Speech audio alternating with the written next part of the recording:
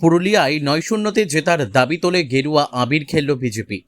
পুরুলিয়াতে ভোট গণনার দিনে যেন দোল উৎসব পালন করল বিজেপি। পুরুলিয়াতে বিজেপি সাংসদ জ্যোতির্ময় সিং মাহাতো দাবি করেন এবার ৯-০ হতে চলেছে পুরুলিয়া। পাশাপাশি পশ্চিমবঙ্গতে সরকার আমরাই গঠন করব। সাধারণ মানুষ অত্যাচার ভুলেনি, তাই তারা জবাব দিয়েছে, যার কারণে ভোটের ফলাফলেও আমরা এগিয়ে চলেছি। তাই আজ শুধু এখানে বিজেপি কর্মী সমর্থকেরা উৎসবের মাতেননি, সাধারণ মানুষেরাও এখানে আবির খেলছেন। তাই এই জয় সাধারণ মানুষের জয়। পুরুলিয়াতে ৯-০ অবশ্যই হচ্ছে।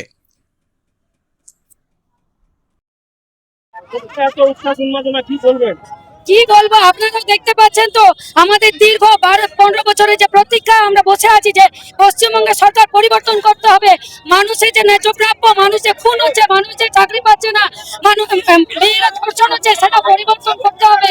এই জন্য আমরা লেগেছি। আজকে সেটা ফলাফল, আর এই ফলাফল শুধু পশ্চিমবঙ্গের জনগণ দিয়েছে, দুয়ার তুলে আশীর্বাদ দিয়েছে। তাই আমরা অনেক খুশি আজকে বিজেপি সরকার আমরা করতে পেরে।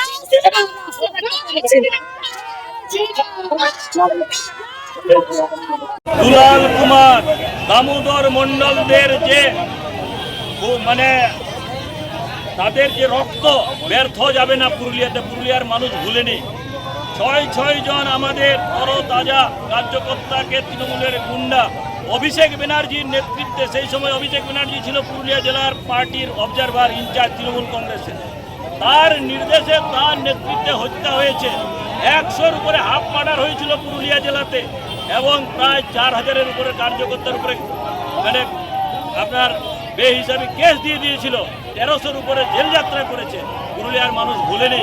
এটার সবটার হিসাব কিতাব আইনগতভাবে হবে। যারা যারা এটার সঙ্গে জড়িত ছিল সবগুলো হিসাব হবে। এবং পুরুলিয়ার মানুষ, জঙ্গলমহলের মানুষ এতদিন দেখেছে কীভাবে এরা অত্যাচার করেছে। আমি প্রথম থেকে বলে আসছি ৯-০ করবো আমরা, আর 2/3 আসন নিয়ে সরকারে আসবো। কাল পরশু দিচ্ছি 2-4টা চিটিংবাজ যাদেরকে রিজেক্ট করে দিয়েছে তৃণমূল কংগ্রেসের নেতাদেরকে, তারা নাকি বলছিল আমি দিবা স্বপ্ন দেখছি। তারা নাকি বলছে নাকি আমি একদম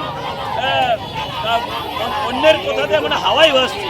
দেখুন, জনগণের কথাতে আমি ভাসছি, জনগণের আশীর্বাদে আমরা আসছি।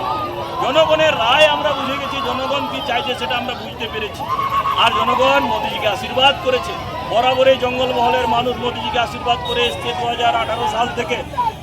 2024 হোক, 19 হোক, 21 হোক, এবারও মোদিজিকে এক হাত তুলে জনগণ আশীর্বাদ করেছে, ভারতীয় জনতা পার্টিকে আশীর্বাদ করেছে। সেই জন্য কি আছে, সুপ্রা সাফ হয়ে গেছে তৃণমূল কংগ্রেস।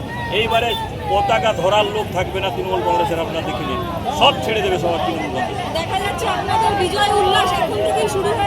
দেখুন, এটা জনসাধারণকে কেউ আটকাতে পারবে না। এটা জনগণের উল্লাস হচ্ছে, এটা বিজেপির সময়। আপনারা সামনে দেখুন, বেশিরভাগ লোক জনসাধারণ আছে, বিজেপির কার্যকর্তা খুব কম আছে।